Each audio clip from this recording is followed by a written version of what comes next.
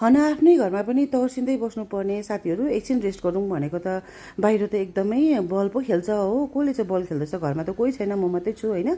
अन्त घरि कोही बेला चाहिँ भुइँचालोले गर्दा भाग्नुपर्ने, घरि इन्डक्सन अन अफ हुन्छ आफै हो। घरि चाहिँ बल खेल्छ, बल चाहिँ कसले खेल्यो यहाँ हो कि होइन भन्दा यसो खोजेको त साँच्ची नै मेरोमै रहेछ।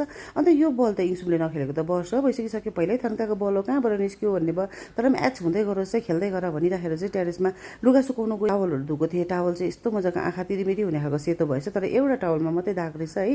अन्त ठिकै छ, केही छैन, एउटा त हुँदै गर्छ भनिराखेर चाहिँ फेरि अर्को लुगा धुनुपर्ने थियो। मेरो चाहिँ धुने लुगाहरू पुरा निस्किन्छ नि त, अनि त्यतिकै सर्फ सान अलिकति सर्फ पनि घोप्टाइ पठाएँ, तर केही छैन, अहिले उठाइहाल्छु भन्दै अरू लुगाहरू धुनुमा हाल्नु पर्यो भनेर सोचेँ है। काम त सक्दैन, लुगा त निस्किन्छै गर्छ, अन्त यो सर्फ घोप्टेकोलाई पनि उठाइहाल्नु पर्ने हुन्छ नि त अब अलिकति भए पनि है। अन्त अनि पर्दा पनि त्यो धुनुपर्ने, त्यो चाहिँ डरै लाग्दो भएर आएको थियो। अन्त यसलाई पनि तिरिमिरी हुने बनाइदिनु पर्यो। मेरो सर्फ र मेरो वासिङ मेसिनमाथि चाहिँ मलाई यति साह्रो भरोसा छ क्या, यो पनि तिरिमिरी हुने बनाइदिन्छु, सफा बनाइदिन्छु भनिराखेर चाहिँ त्यसलाई पनि मेसिनमा हालेँ है। त्यहाँदेखि त्यसमा अरू लुगाहरू पनि थपथाप गरेर लुगा धुँदै गर, म चाहिँ मेरो अरू काम गर्छु भनेर चाहिँ म चाहिँ त्यहाँदेखि भित्रपट्टि गएँ है। भित्र गएर फ्रिज हेरेको, फ्रिज त डरै लाग्दो भइरहेको रहेछ है। मैला न मैला हुनु त अब कोही नहुँदाखेरि म चलाउँदिनँ, म यादै गर्दिनँ नि त, अनि त्यसले गर्दाखेरि चाहिँ मैला भइरहेको रहेछ। अब यो कहाँबाट सुरु गर्नु भन्दै हेरेँ है। अन्त अहिले हुँदै गरोस् है भनेर बन्द गरिदिइराखेँ मेरो पाला हो। अन्त पुरा यता र उता गर्दाखेरि गरम भएको थियो, लुगा चाहिँ अर्को फेर्नु पर्यो भनेर चाहिँ लुगा हेरेको त 10 मुजा परिरहेको रहेछ होइन।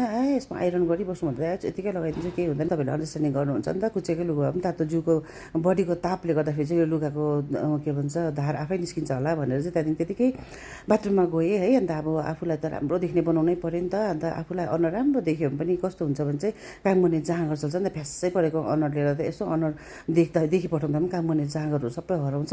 बरु आफूलाई चटक्कै बनाएर राम्ररी देख्ने बनाउँछु है, आफूलाई यसो हेर्दै काम गर्ने जाँगर चल्छ भनेर। मलाई चाहिँ त्यस्तो हुन्छ, तपाईँलाई हुन्छ हुँदैन है, एक्लै भए पनि नक्कल त पार्नै पऱ्यो नि त है। कसैले नदेखे पनि आफूले आफूलाई त देख्छ है, आफूले आफूलाई त राम्रो देख्ने बनाउनु पऱ्यो। त्यहाँदेखि त्यसको बादमा चाहिँ थालबुटुको धुनुपर्ने थियो, बिहानको धुएको थिइनँ है। अन्त त्यसले गर्दाखेरि चाहिँ त्यो थालबुटुको धुनुको लागि चाहिँ बसेँ है। अन्त भिडियो बनाउँदै तपाईँहरूसँग बात मात्रै गरिदिनु पऱ्यो भनेको त यसो पानी उछिटिँदो रहेछ भन्ने भयो मलाई होइन। अन्त डर पनि लाग्यो है, फेसबुकले त त्यति पैसा कमाएर दिँदैन कि मैले त्यो मोबाइल किन्नु सक्ने होइन। अन्त फेरि भिडियो बनाउनु अलिअलि भए पनि भिडियो बनाउनु पनि पाउँदिनँ हो। अस्ति 1-2 दिन भिडियो नबनाएको रिच पनि घटेको हो, फलोवर्स पनि घटेको, अन्त त्यस्तो भइहाल्छ नि त। अन्त एटलिस्ट के भन्छ पैसै नकमाए त भए पनि भिडियो त चलोस् न त भन्ने त हुन्छ नि त सबैलाई, मलाई मात्रै होइन होला तपाईँलाई पनि हुन्छ होला है। त्यही भनेर चाहिँ मैले सोचेँ होइन, म चाहिँ अब यतिमै राख्नु पऱ्यो भिडियो है। अब माम पकाउनु पर्ने छ, अन्त त्यहाँदेखि अरू कामहरू धेरै छ है, फ्रिजहरू पनि सफा गर्नुपर्ने रहेछ, अन्त इन्सुम पनि आइपुग्छ होला है। त्यतिन्जेल चाहिँ अब म चाहिँ अब मेरो आफ्नो कामहरू रहेको कामहरू गर्नु पऱ्यो।